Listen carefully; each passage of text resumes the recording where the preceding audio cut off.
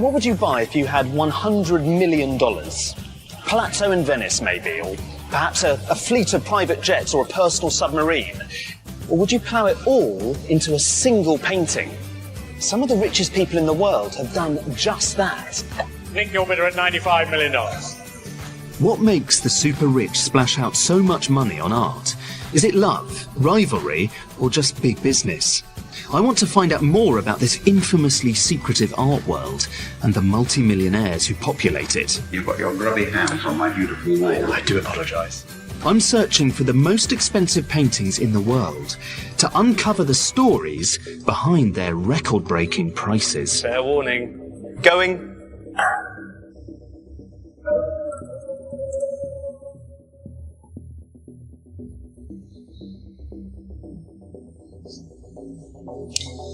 This is Christie's big showroom in London, and what you can see are the paintings, some of the paintings that will be sold at the big evening auction in New York, which is coming up in just a few weeks. And this is one of the highlights. This is Picasso. It's a series that he did in the 50s, known as The Women of Algiers, and it's got an upper estimate of $30 million. This is another of the Starlots. This is a Monet from a series he did, I think, in the 1890s, 1891. These are poplar trees. This could sell for as much as $30 million.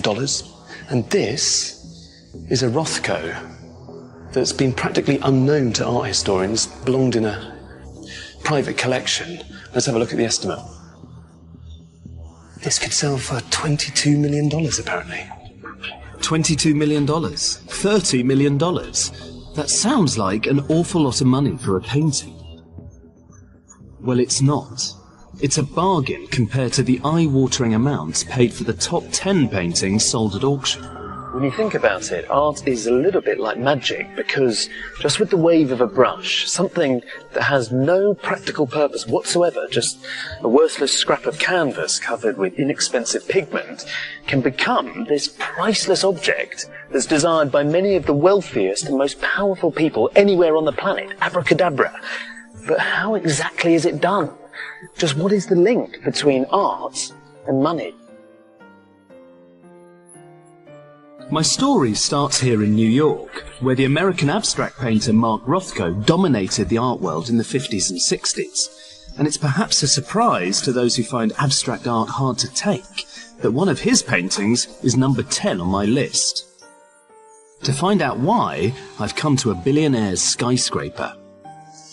This is Rothko's White Center, and it would cost you more than $72 million. $72,840,000 to be precise.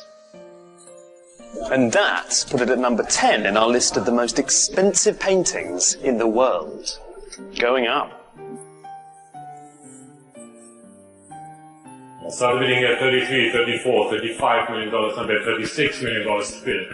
The painting was sold at the auctioneer's Sotheby's in New York in 2007. $63 million, fair warning, selling them there $64 million just in time. And when you factor in the hefty buyer's premium on top of the hammer price stated by the auctioneer, this made it a record-breaking amount, more than 3 times the previous price paid for a Rothko.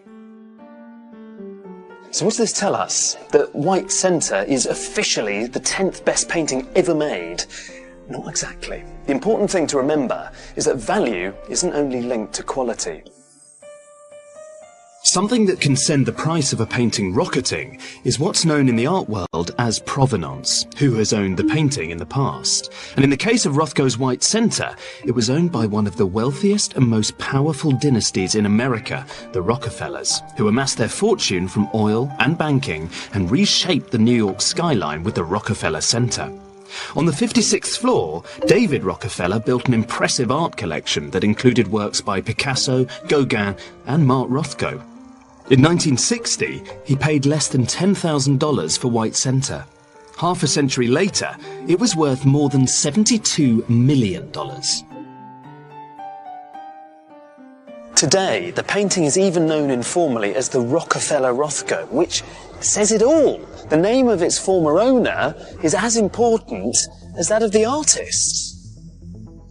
To find out whether White Center deserves its number 10 slot, I'm on my way to New York's famous Pace Gallery to meet one of the world's leading art dealers, Arnie Glimcher. Arnie was friends with Rothko and has been buying and selling his work for 50 years. Is this a really great Rothko? It is a wonderful painting. It is a wonderful painting. But what Rothko is really interested in is the idea of an almost formlessness, use of color to transmit pure human emotion. I mean, you just have to strip away all of the prejudices that you have looking at a painting by Rothko and let it flow over you like great music flows over you.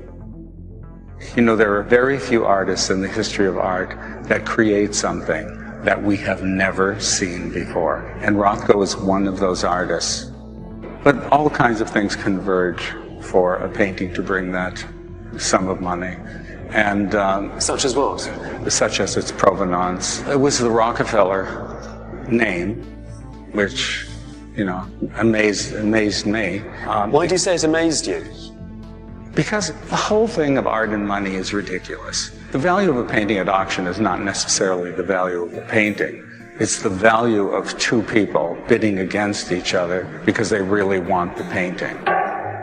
And the people who bid the most for White Center are rumoured to be oil billionaires, just like the Rockefellers, the Qatari royal family, who will be hosting the Football World Cup in 2022. Sadly, though, White Center hasn't been seen since the auction. I can't even show you a good reproduction. But my next painting couldn't be any more different. Here, the buyer specifically wanted to show a lost masterpiece to the world. At number 9 in our list is Peter Paul Rubens' Massacre of the Innocents, which sold at auction in 2002 for $76,529,058.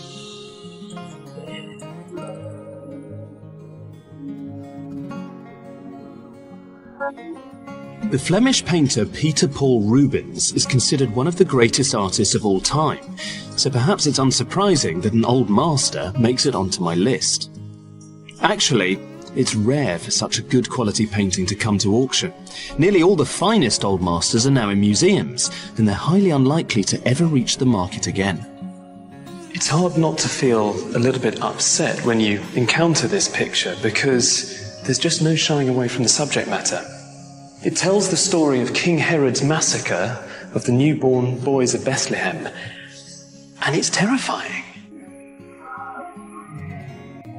You see muscly soldiers ripping babies from their mother's arms and dashing them to the floor.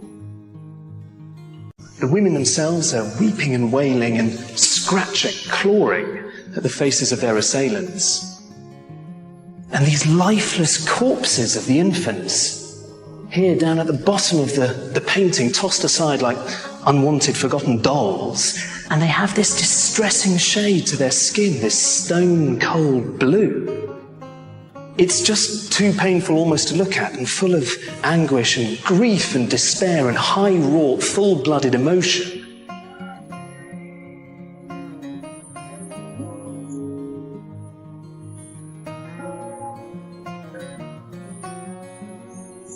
To be able to do that, to transform something so horrendous and so complex into a coherent piece of beauty is just astounding. And I wondered before coming here whether it's worth paying $76.5 million for any picture at all. But you come here and you see this painting, and it is a total knockout. The Massacre of the Innocents is even more astonishing when you consider that until recently, it wasn't even thought to have been a Rubens at all. When it was finally identified or attributed to Rubens, the painting's value increased exponentially overnight, adding several noughts to its price. Here at the National Gallery, art historian David Jaffe helped reveal who really painted the Massacre of the Innocents by comparing it with another Rubens masterpiece, Samson and Delilah. Do you remember when you first saw it? Yeah, I saw it at Sotheby's, up in their upper sort of so-called private room. It was pretty extraordinary. You know, it was one of those ones where I said, well, we don't have to have a large discussion on this. It's clearly right. Tell me about the comparisons between Samson and Delilah and the Massacre of the Innocents? Well, we actually took them upstairs here where we've got decent sunlight and you can look at them very carefully, and they had a lot of the same nuances. Just as you cross a T in a certain way and dot an I in a certain way, painters handle the brush. Particularly when they're bored, Rubens often does a little zigzag. I mean, you see it on the ankle of this painting. You're looking for his handwriting in paint. And if the handwriting works, it's by that artist. But once the Massacre of the Innocents was attributed to Rubens, what does that do to the value of the painting? Well, I think everyone wants to buy, you know, the real thing. There are very few great Rubenses of any period in his career now you can buy. So when a great one comes up, it gets an exponential thrust, I guess. Until it's on that moment of being actually for sale, it doesn't have any value. I mean, it's an absolutely arbitrary thing, you know, and you can't predict how idiotic 3 or 4 people will be to try and chase the magic rabbit around the circuit when it comes up. Only billionaires can chase that rabbit. Ken Thompson was Canada's richest man. He built a global media empire that once encompassed the Times and the Sunday Times. He pumped millions into the Art Gallery of Ontario in his hometown of Toronto to share the glory of art and its creation, as he put it, with the world.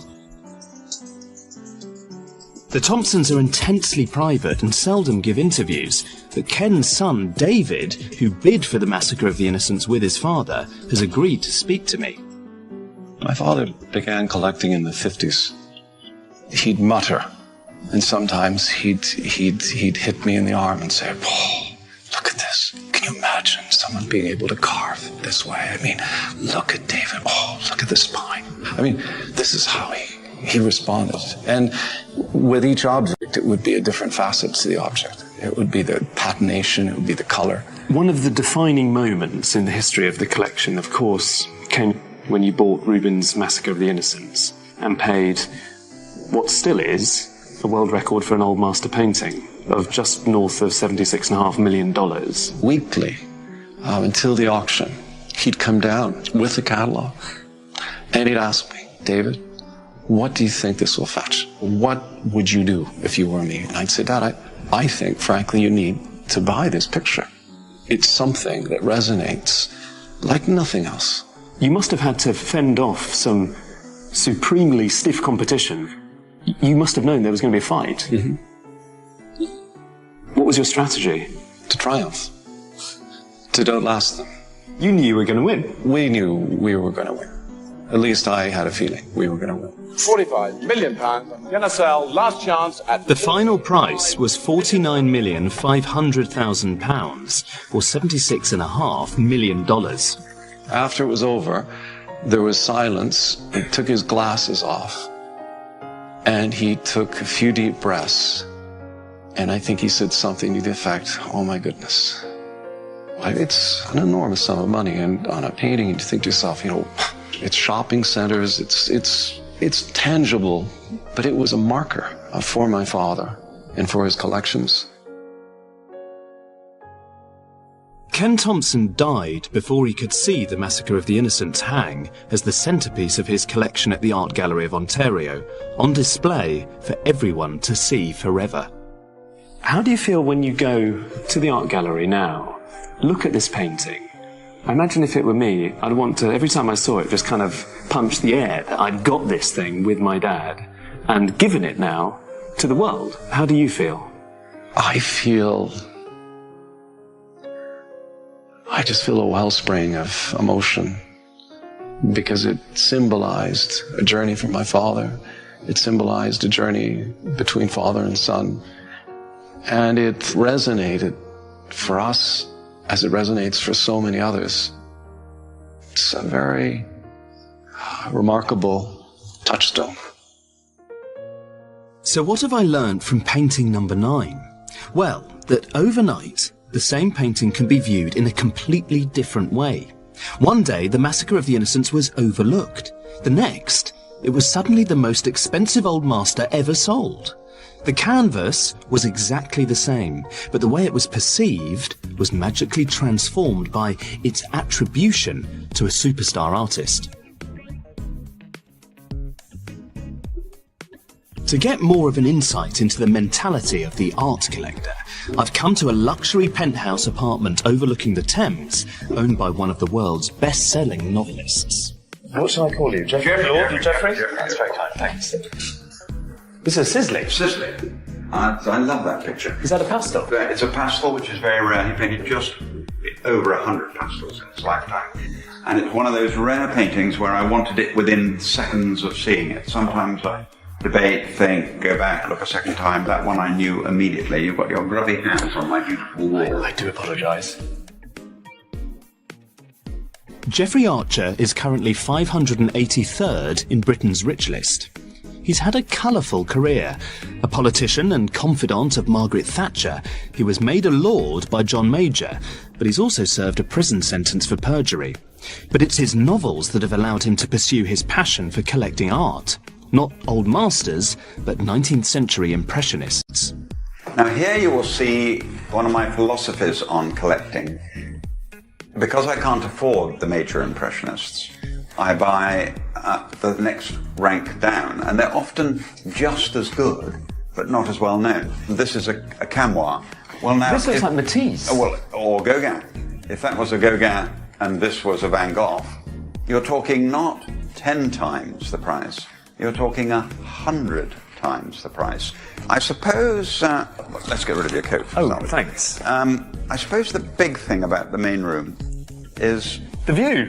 Exactly. Which you prefer, your paintings or the view? Oh, no, it's amazing because when people come here, they immediately say the view. It is hard not just to stand here like this, yes, which is a shame for the collection. Frankly, what most people do. They walk in, they see the view, they forget the pictures completely. I can't help noticing, you talked about having second-rank artists in the corridor in terms of the Impressionists, but here is Andy Warhol. Well, is he first-rate? I don't think so. Do you not? I think he's very expensive now, but I don't think he's a great artist. No, I don't. I do like this. It's not dissimilar, the hairstyle between Marilyn and Margaret Thatcher beneath. Yes, they were both powerful women. So how much do you think this would be worth now? I have no idea. Don't be so vulgar. You called me the vulgarian. Vulgar question. Does the money for buying art come from... This is a golden book. This is the equivalent of going platinum, Cain and Abel. Yes, that's the breakthrough. If that's what you're getting at in your continued vulgar way. Yes, it was Cain and Abel that made it possible for me to have the collection I have. My favourite picture in a way is this one, the Albert Goodwin, often compared as an artist to Turner. And what you see there, of course, is he must have painted it from just over there. And it's the amazing golds and the amazing colours. At night, when the sun is coming over it, it looks magnificent. When did you buy it? Oh, 30 years ago. So you've been collecting for several decades? I've been collecting for 50 years. Let's face it, if you get into this mad world, it's like drugs. You have to have another one, you have to have another fix. I mean, it's just awful. And wherever you see something you can just about afford, you just about afford it. Your country collectors are all stupid and mad.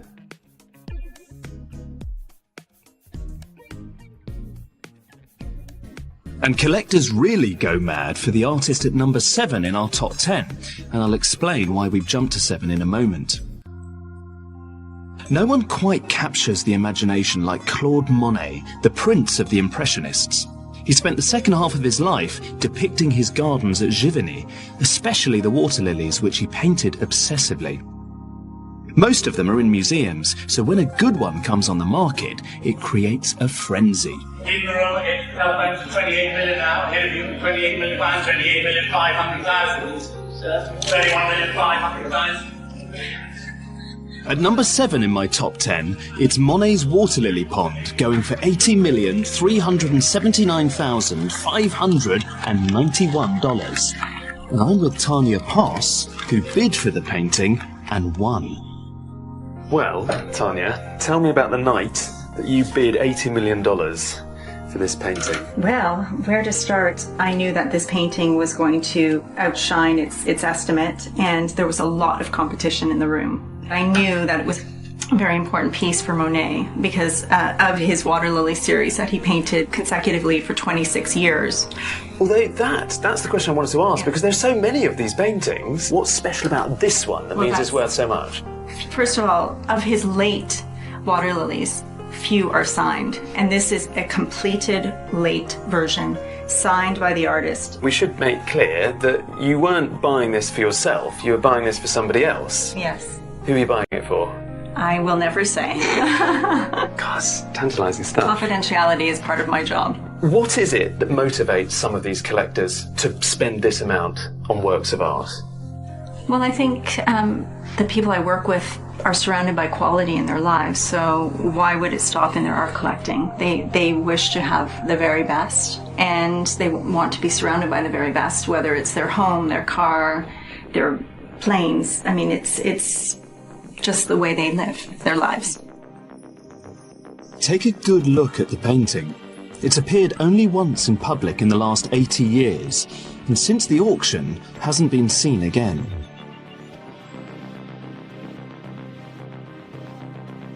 And this brings me to the story of the shocking disappearance of the next two paintings in our top 10. The most popular postcard sold by the National Gallery is this one. It's a reproduction of a still life of a vase of sunflowers painted by Vincent van Gogh in 1888. You can see that, in reality, it's much more luminous and radiant.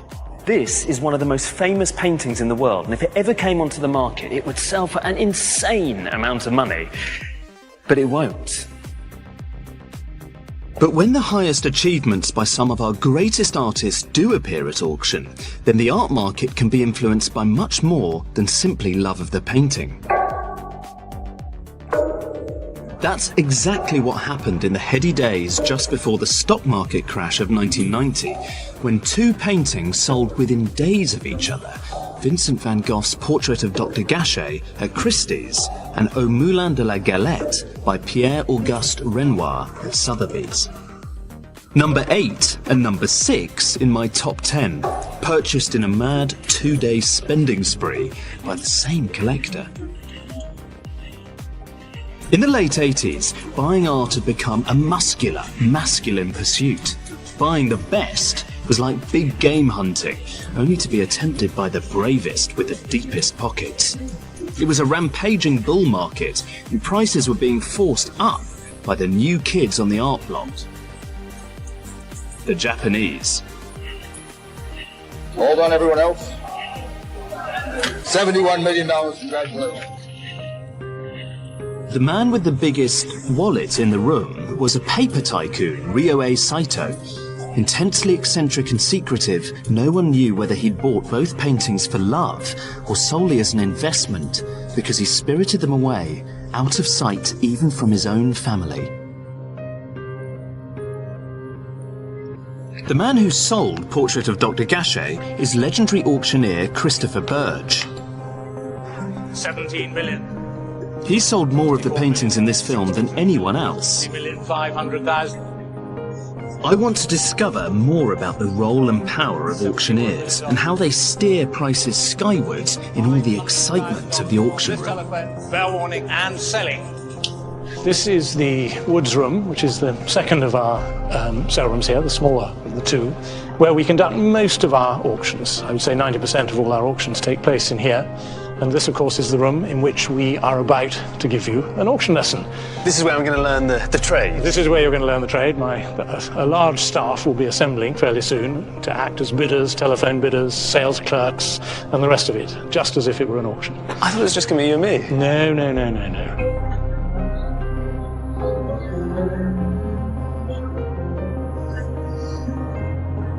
Let's begin with lot 327, a sculpture by Rodin. Do I have any bids at $24,000 in the room? Do I have 28?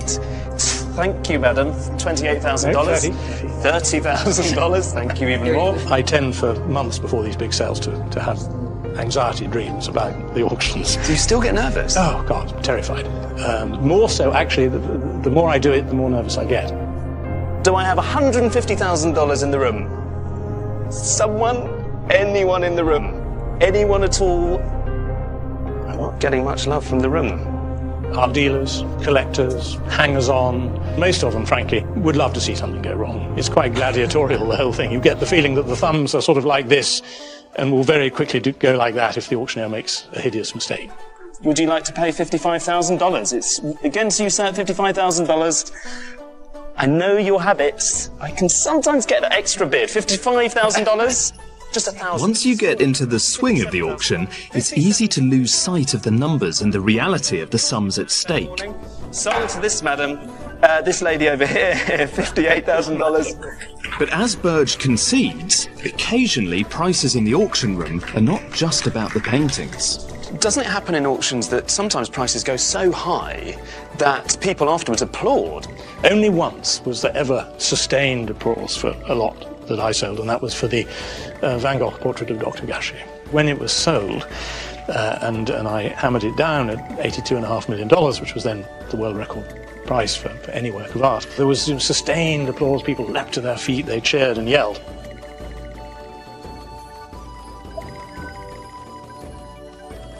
This applause went on for several minutes, which is completely unheard of in an auction. The reason everybody applauded, I believe, is because we had a very serious financial situation developing in 1990. All sorts of things were collapsing, and the Japanese buyers, who'd been the mainstay of the market, were beginning to get nervous and were pulling out, and everybody was convinced that the market was going to tumble. And that lot, for a moment, stayed the collapse, as it were. And I think what everybody was applauding, they were applauding out of relief that they had saved their money. And you know, my feeling was one of, I have to admit it, really great distaste. It was extremely uncomfortable. I almost felt like just walking off while this applause was going on and just going off stage and not returning. They weren't applauding for Van Gogh, they weren't applauding for the work of art, they were applauding for money. Whatever Saito's motives were for buying the Van Gogh and the Renoir, he faced financial ruin soon afterwards. Extraordinarily, he threatened to burn the paintings rather than sell them. In 1996, he died, and the paintings haven't been seen since. Some genuinely believe he carried out his threat to reduce them to ashes. Others think they were secretly sold to pay his debts. Either way, they've passed into art world mythology. Just imagine the prices they'd achieve if they ever appeared again. Number 5 in our top 10 is by a painter known for his brutal, difficult work, and it brings me to London's Chelsea, where millionaires live behind metal gates and brick walls. So many millionaires, in fact, that it's easy to get the wrong house. Yeah, there they are, Francis Bacon, that's right. These are not genuine, sadly. Mr. Jagger, are they? Mr. Abramovich owns them. Well, would you believe it? We've got the wrong house. I'm going to have to take them. Can you show me? Yeah. Outside the garden. This one. So I should be putting these copies along here? Yes. Yeah.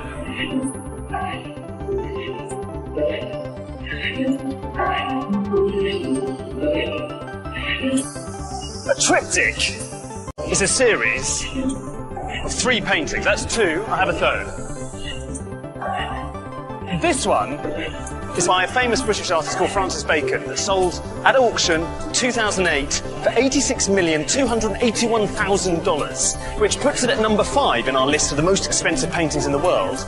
And there's a reason why I'm propping them up against a wall in Chelsea in the middle of London. Behind me is a house that belongs to the Russian billionaire and owner of Chelsea FC, Roman Abramovich. And the rumours are he bought the real triptych back in 2008. I have a very strong hunch that the real triptych is actually hanging in that house behind me. At number 5, Francis Bacon's triptych, which sold at Sotheby's in New York in 2008. Bacon's paintings are rising fast. Another work went for 3 times its estimate earlier this year, but they're not easy to look at. Bacon was a hard drinker and heavy gambler who painted a series of grisly triptychs, and this is one of the goriest and best. Just look at those horrific winged creatures pecking at a mangled carcass. You'd have to be made of stern stuff to enjoy staring at this above your mantelpiece. Maybe Roman Abramovich bought the triptych to impress his girlfriend, Dasha Zhukova, who recently opened an art gallery in Moscow. His purchases have not gone unnoticed. He also paid a record-breaking price for another artist, Lucien Freud, who's now officially Britain's most expensive living artist, thanks to Abramovich. Roman Abramovich is notoriously shy and declined my request to have a look at his mantelpiece and stare at his bacon. I have tracked down the daughter of another oligarch, though, Maria Bybikova, herself a collector, to find out why Abramovich and the oligarchs are descending on the art market. During communism, we actually couldn't go out and buy a painting.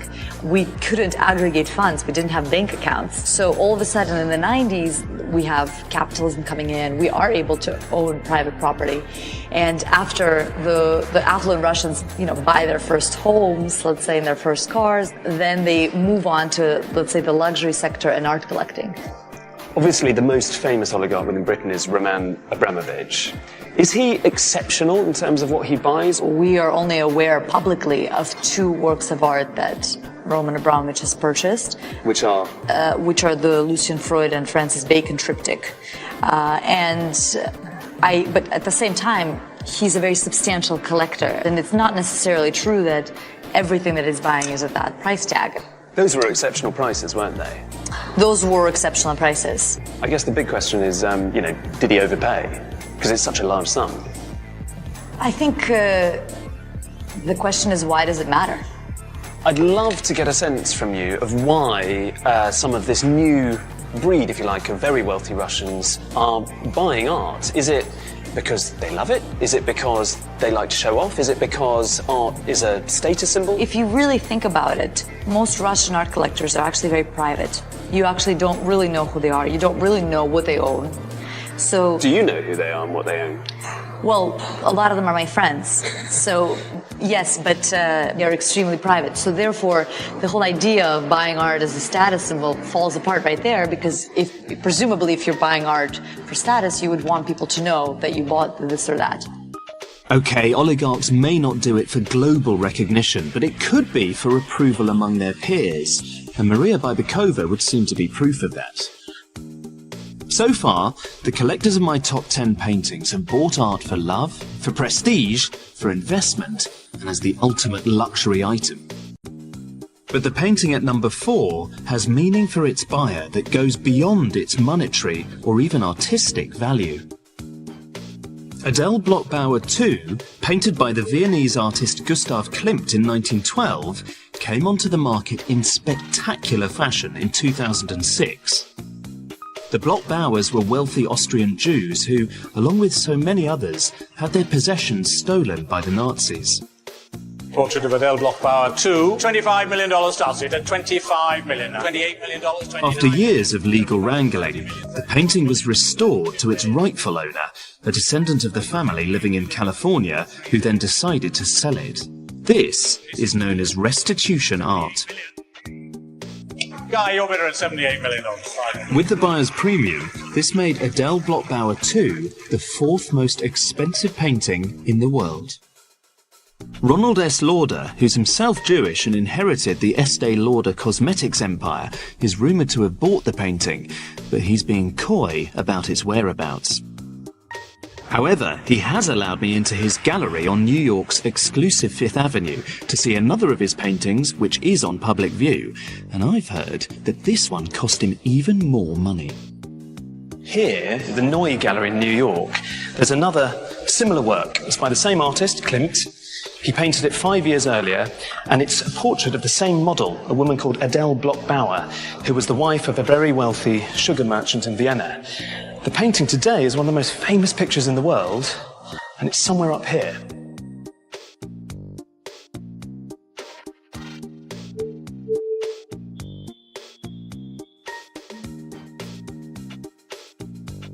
I've seen this a lot in reproduction.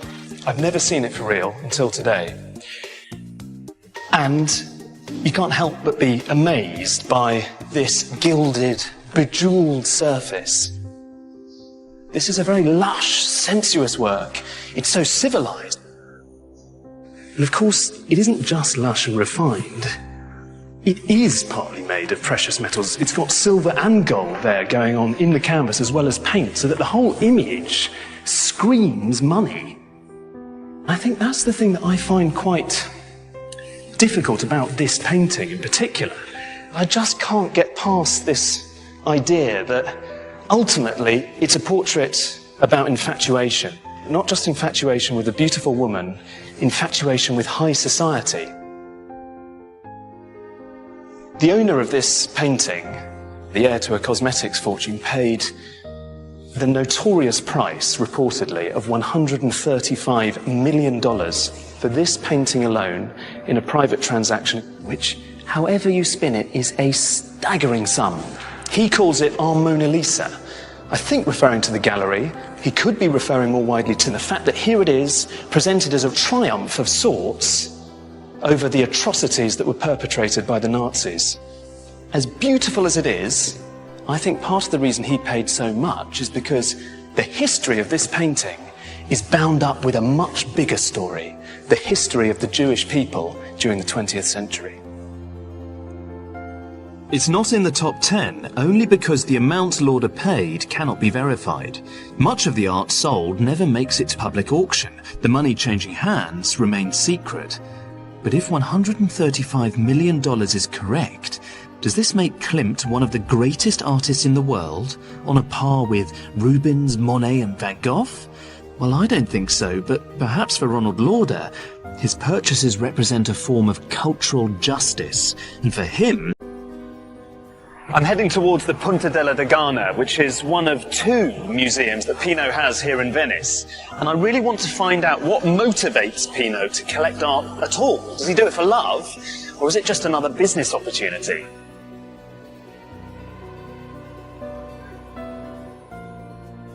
Pino is amassing a blue-chip collection of contemporary art. This is Jeff Koons's Hanging Heart.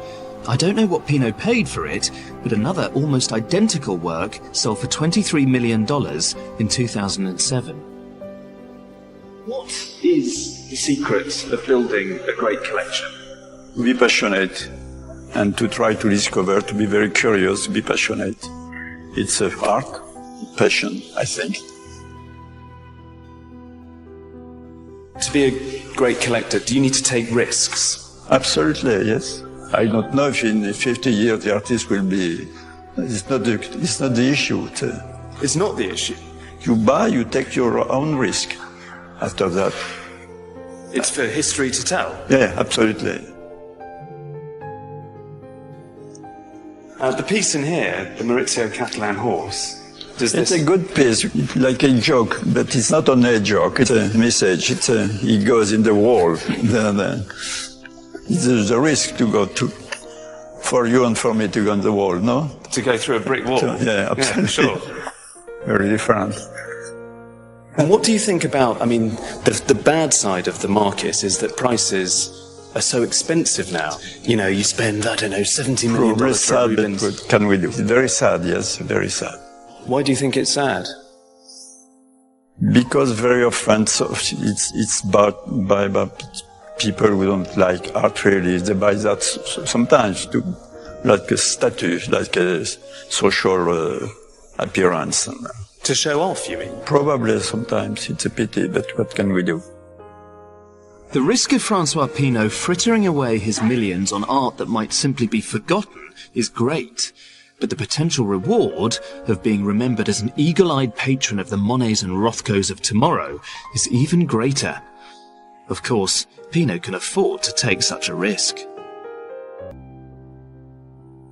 Well, 32 is next. Women of Algiers, Les Femmes d'Alger. But if you want a surefire, armour-plated investment that will impress the hell out of your friends, hang splendidly on your wall, either in your luxury penthouse or on your private yacht, then you need to get yourself or your advisor down to an auction and buy a Picasso. 18,700,000. 18,700,000. In still bidder. This one went for a paltry $19 million plus the buyer's premium, but the third most expensive painting in the world sold for nearly 5 times that. At number 3, Dora Maar au Chat. 55 with Jamie, 56 with Charlie now, 56. Sold at Sotheby's in 2006 to a mystery man in the audience who no one had ever seen before and who apparently spoke with a Russian accent. I wondered whether he was a friend of Maria Bybakova's as well. I was in the room when the painting was sold. Right after the auction ended, there was a lot of speculation about who is the buyer behind the scenes. And I think it took the art world maybe about a year to really figure that out. So who is the buyer behind the scenes? So it's a Georgian collector who prefers to remain discreet. But everyone in the art world knows who he is. I don't know about everyone, but some people in the art world know who he is. So why don't you just tell us? If everyone knows. I'm not at liberty to. Why? What will happen? He'll kill you. No, of course not. I just honor and respect people's desire for privacy and discretion. The only Georgian oligarch who seems to fit the bill is this man, Boris Ivanishvili, named in the Russian edition of Forbes magazine as the likely owner of the painting. He made his money from oil and mining and lives in Moscow, presumably with Dora Maar and her cat. But this is more than I know about the owner of the next painting on my list. It's another Picasso, and it was sold in 2004, but no one can tell me where it is or who the buyer might even be. Once again, when art becomes a luxury commodity in the hands of the rich, sometimes it disappears from sight. Now, this is a reproduction of the real thing. And Picasso painted Boy with a Pipe when he was 24, and he'd recently moved to Paris and had next to nothing. When Picasso put the finishing touches to Boy with a Pipe, he could never in a million years have conceived that one day his painting would be worth so much.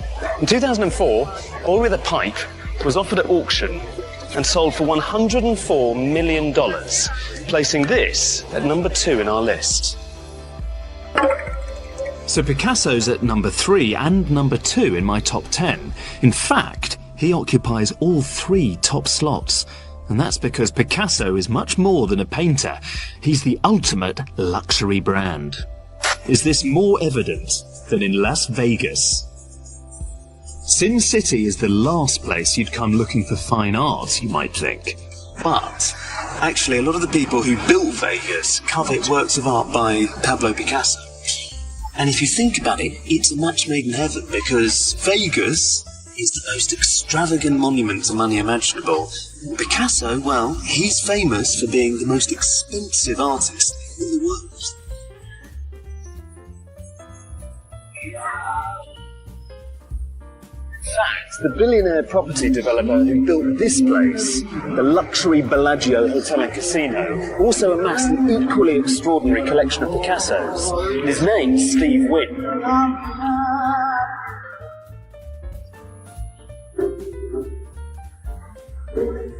Walk through the heart of the casino, and in among the slot machines and gaming tables you'll find an art gallery and a Picasso fine dining experience.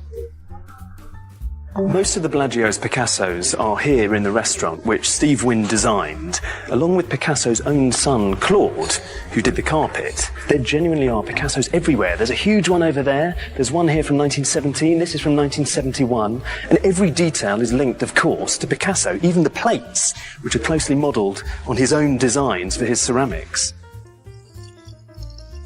Bon appétit. Thank you. It is a little bit ironic that these 2 still lifes of flowers and fruit hanging behind me are here at all, because Picasso painted them during the war when he was living in Nazi-occupied Paris, and food was impossibly scarce, and now they're backdrops for lavish banquets. But I don't think the Bellagio really cares whether or not you study the Picassos in here. You're just supposed to bathe in the aura of exclusivity that they project.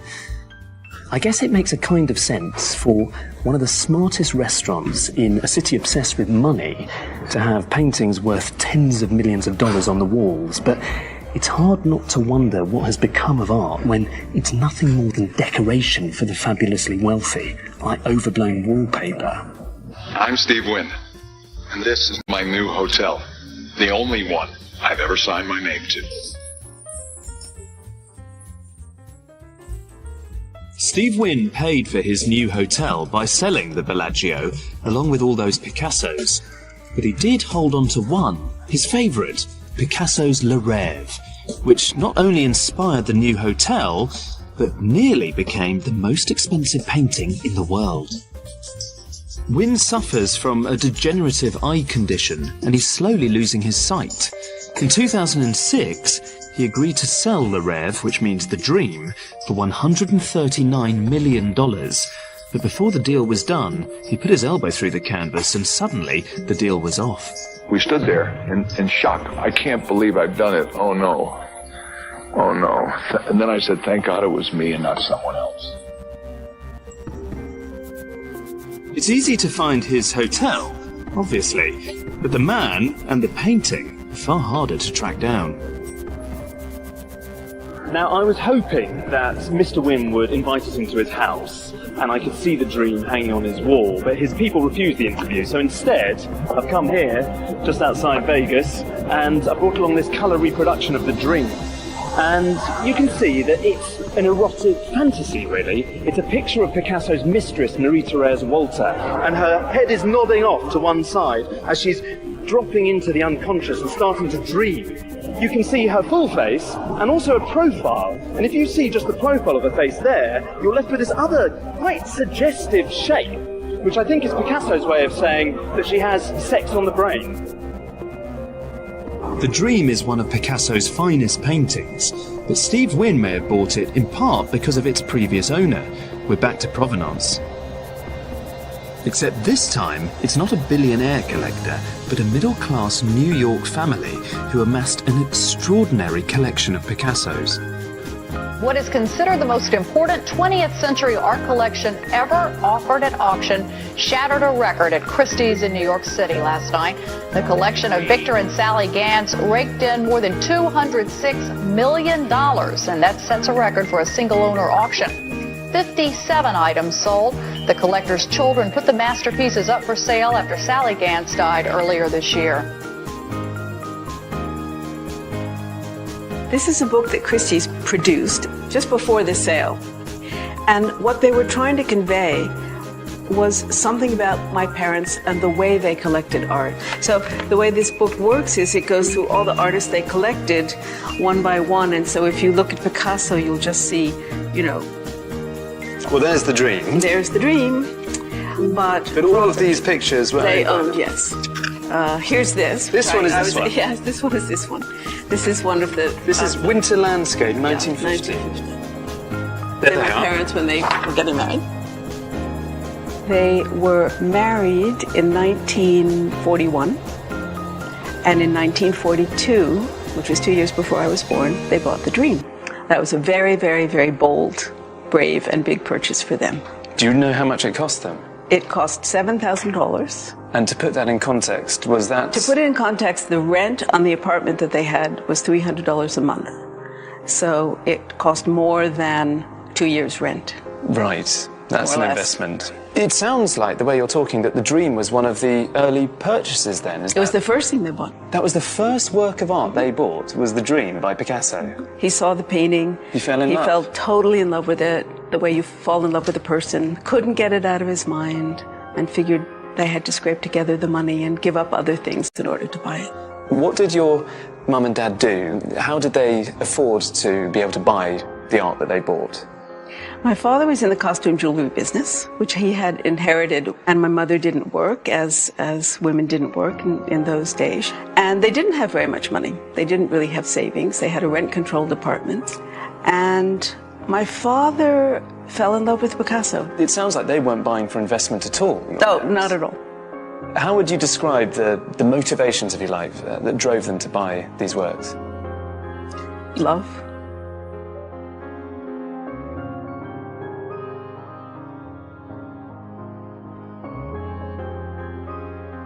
How did you feel when it came to the sales? Very sad.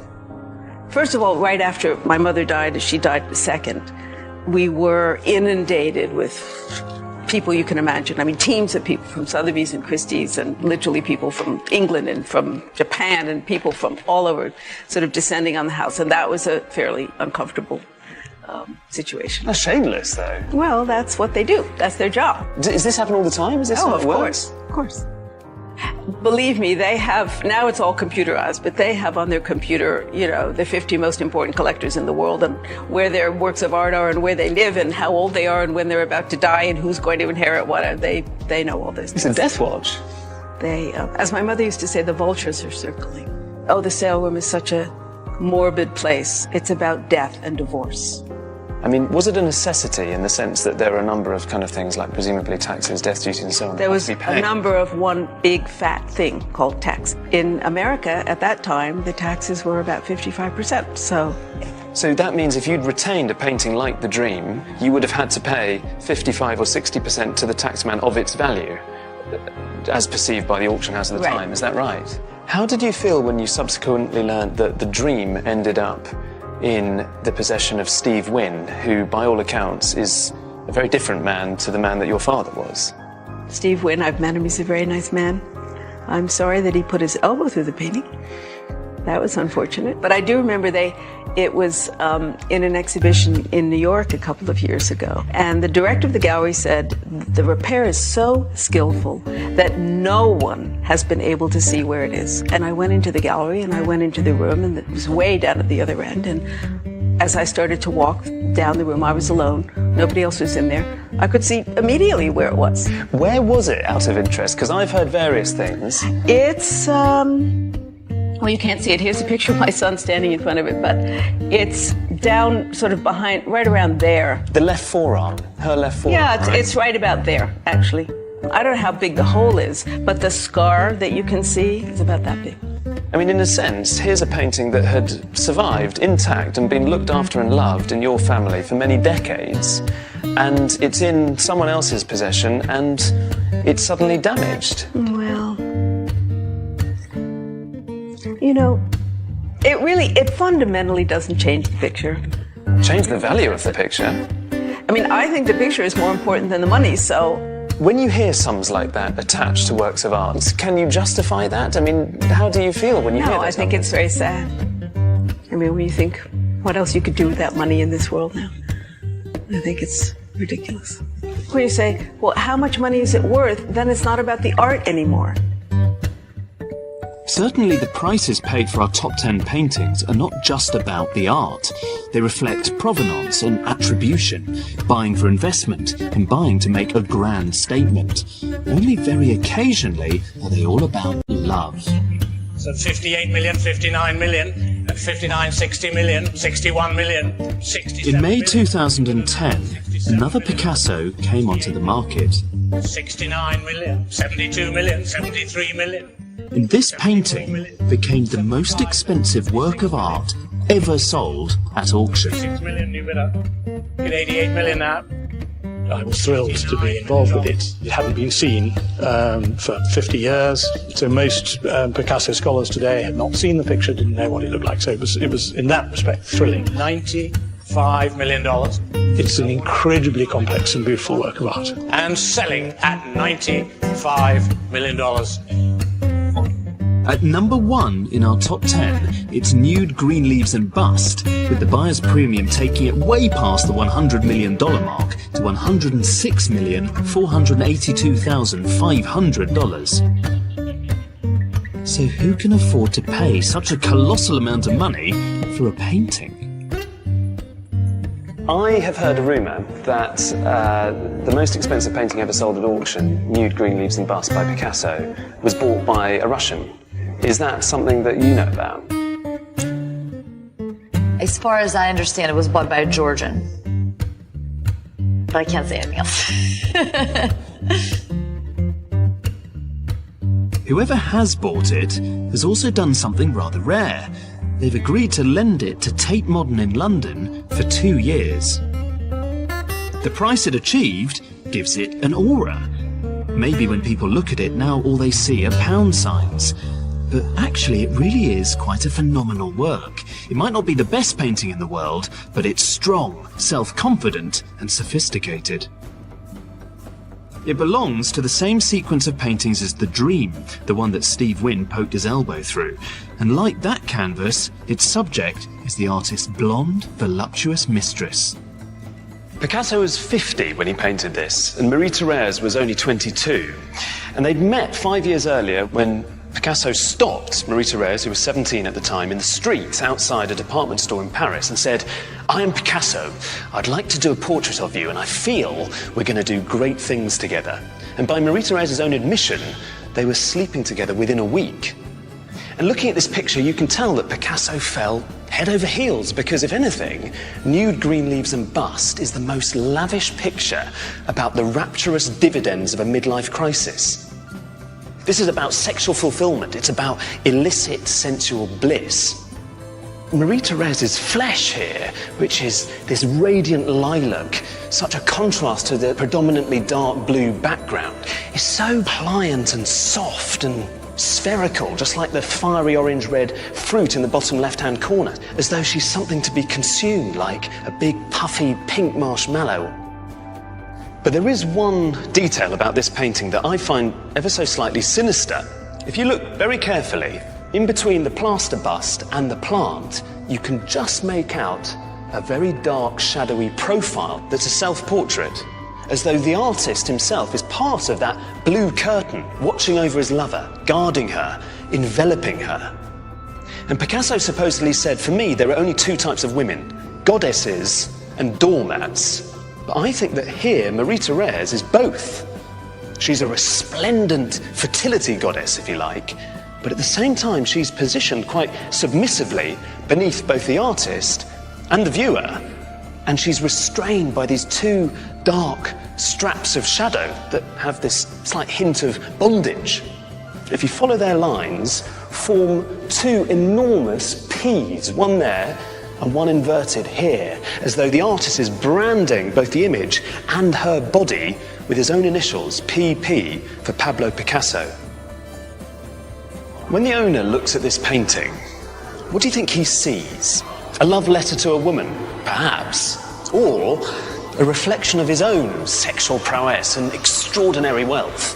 What you can say for certain is that, thankfully, here in a museum, a Picasso can be a work of art first and a luxury object second, and that can only be a good thing.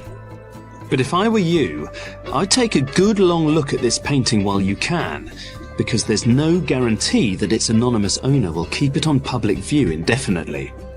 It seems so unfair that our access to some of the world's greatest works of art depends upon the whims of the super rich. Sadly, we can't enjoy some of the most precious paintings in the world because so many of them are hidden away in private vaults by the millionaires and billionaires that own them. But there are still thousands of paintings owned by us, all of us, the nation. And to find out more about paintings that you can see for free near you, visit bbc.co.uk/yourpaintings.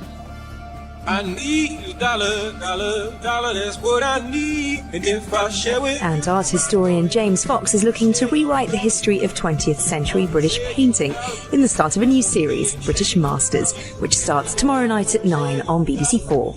Come on, share your dollar with me.